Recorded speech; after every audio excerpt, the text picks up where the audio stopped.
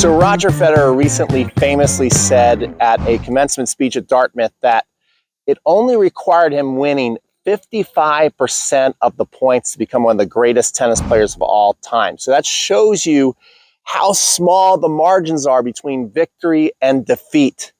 Now imagine playing your next tennis match and giving away 16 points without being able to get into a rally. Well, that's exactly what happened to Coco Gauff in Cincinnati when she played Jasmine Paolini. And it's incredible to think that such a great player can give so many free points away. That is almost a set worth of points on your serve that you're giving away for free. And she still took the match to 3 sets.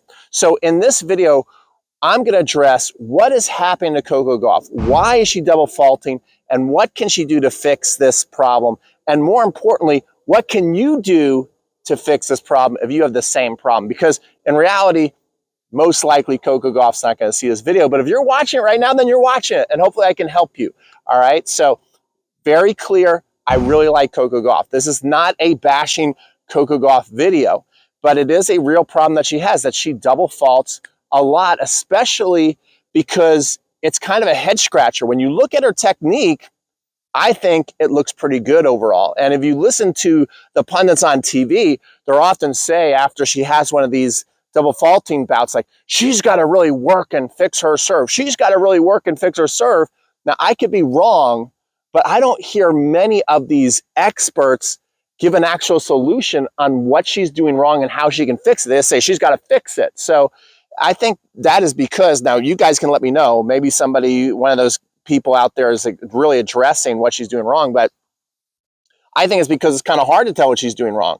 If you look at her technique, it looks pretty good. She checks a lot of the boxes, almost all the boxes. All right, so first of all, obviously every pro has a continental grip, so she's going to check that off. Every single pro is. But if you really dive deep into her technique, she's got what appears to be a great rhythm, a great flow. She has a great swing path. There's no obvious hitches or glitches.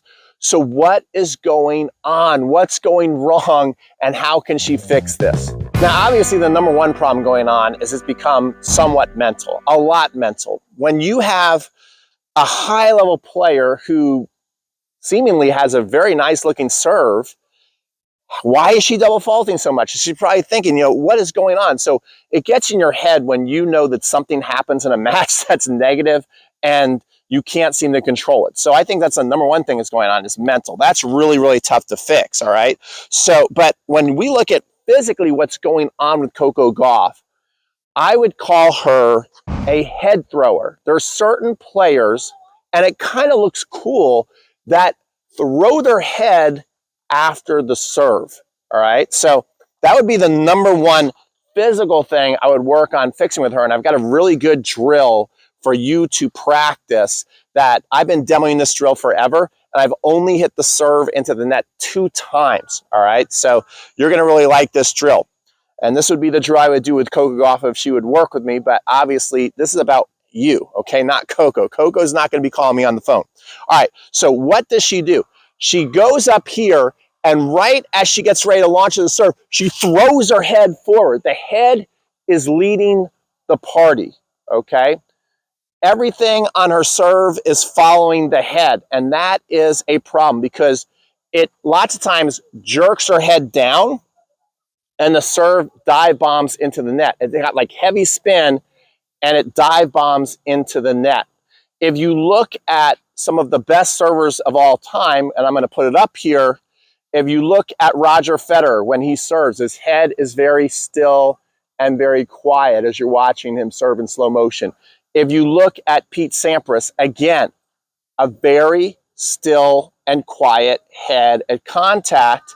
And Serena Williams, another one of my favorite servers, very quiet. Her body's very quiet.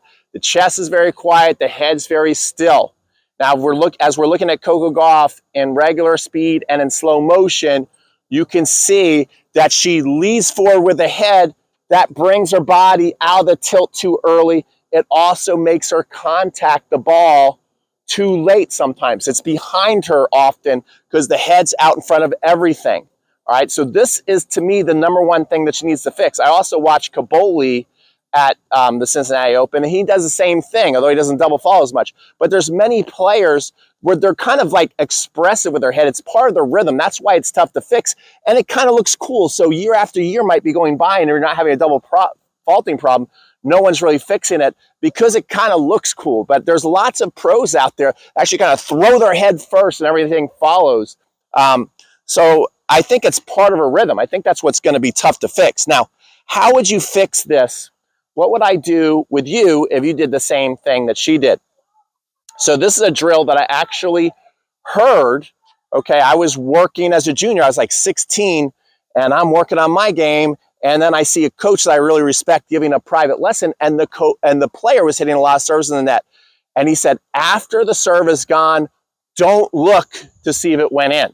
You've got to keep your head and your chest up even after you hit the ball.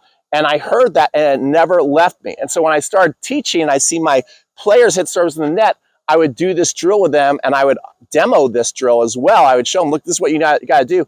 I only hit the serve into the net 2 times in 30 years doing this drill. So let me show you what it looks like, and then you can go practice it. By the way, if you like this drill and you want more drills, if you have more problems on your serve, like you want a better toss, you want a better slice serve, you want to serve 100 miles an hour, go to 7dayservechallenge.com and sign up for free. But this would be the drill I would do with Coco. This would be the drill I would do with you if you're having a double faulting problem and a lot of your serves are hitting the net. All right, so here we go. I'll show you from the side so you can really see me staying up, and I'll show you from the back so you can see that these serves don't go in the net if I keep my head up. If the ball goes in the net, you just don't argue with yourself. You're like, I must not have kept my head up as long as I think I did, all right? So you're here, you're hitting the serve, and you keep that head up. Ball didn't hit the net.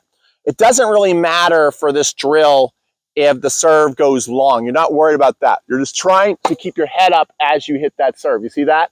I like to keep my tossing arm up as long as possible and my head up. Okay, so there we are. We're 3 for 3. Ball's not going in the net. Let's take a look at some from the back view. So guys, the key to this drill is to be as quiet as possible. We don't want to be jumping or anything. So again, even though I did this drill with Coco Gauff, we're not jumping, we're not doing our normal serve. We're staying grounded. Only thing that's really allowed to move is the back toe, and you can't look to see if you made your serve. You just keep your head up as you hit the serve. See that? Have no idea if it went in or out. It doesn't matter, okay? We just keep the head up after the ball is gone, okay? I don't know. You can tell me, did they go in? But what I know, because I didn't hear the net thump, I didn't hit the net. And a lot of her serves, they tend to, I noticed that she tends to start double faulting in the nets. Like everything collapses, the head goes down. So this is how I would train her to have a quiet head, and then eventually we would start getting a little more physical with it, light jumps, head up even after it's gone, getting more physical. We gotta get that head quiet and still if she's gonna have a chance at fixing that serve. As long as her head's very expressive, it's going to be hard to stop the double faulting. Let me know what you think. Do you agree with this? Is there another thing that you're seeing that I'm not talking about that you think is a reason that Coco Gauff is double faulting with her head? Because when that head goes, it tends to go forward and off this way, so she's also out of alignment. That back is out of alignment a little bit too. Everything's kind of going away from the ball. Everything's out too early in the shoot. So I think if we could get it quiet, keep everything more in alignment, the chest more up on contact, we're not going to see that double fault, and she's not giving away 16 points, and she'd win a lot more matches. Look how many matches she's already winning with these double faults. Imagine they're not there. She'd do so much better. Guys, I'm super pumped up for the US Open. I hope you are too. If you like this video and you're obsessed with tennis, make sure you like and subscribe. And if you want to improve your serve, make sure you go to 7dayservechallenge.com. I'll see you all in the next video.